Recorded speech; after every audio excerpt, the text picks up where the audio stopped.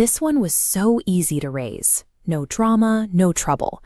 It sounds like a badge of honor for a child who never pushes back.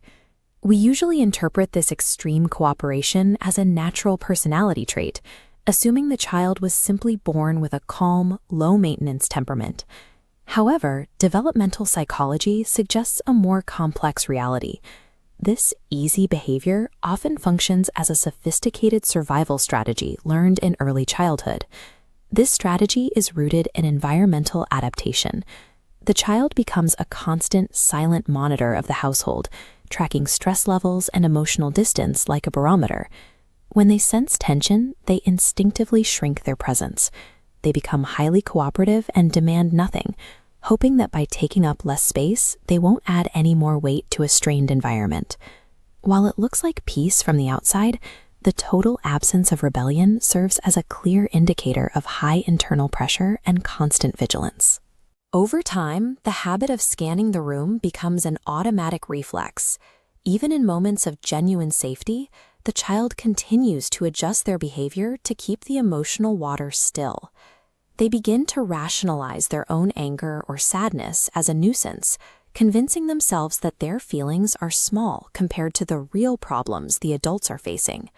This leads to emotional internalization. Instead of expressing a reaction to a stressor, the child absorbs it. Because there is no external release valve, this internal pressure swells.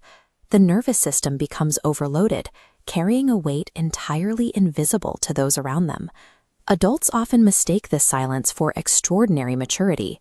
In reality, we are seeing a child who has been forced to mute their own nervous system to survive their environment. Eventually, the child may lose the ability to even name what they are feeling. Years of hiding their emotions can make their own internal world feel like a foreign language. A child's total lack of complaint marks the moment they have successfully disabled their own internal alarm system. As the child enters adolescence, this quietness often evolves into a rigid hyperindependence. They stop looking to others for support, believing they must handle every complication alone. Solving problems in total isolation serves a specific purpose. It ensures they are never perceived as a burden to the people they love. This extreme self-reliance creates a barrier in later relationships. They may find the idea of depending on someone else unnatural, viewing the act of asking for help as a sign of weakness. This behavior is reinforced by a powerful feedback loop. When being quiet leads to praise, the child learns their value is tied to demanding little. In adulthood, this loop manifests as chronic people-pleasing, shifting from seeking approval to a deep fear of causing tension. Interpersonal harmony quickly becomes synonymous with safety. For someone raised this way, a single conflict can feel like an existential threat, risking the loss of total acceptance. To maintain this harmony, they learn to prioritize the needs of everyone else, often at the direct expense of their own mental and physical health. The long-term adaptation creates a specific kind of adult, one who has minimized their own needs for so long that they eventually struggle to recognize them at all. They often grow up to be highly empathetic and responsible partners, yet they feel entirely unseen.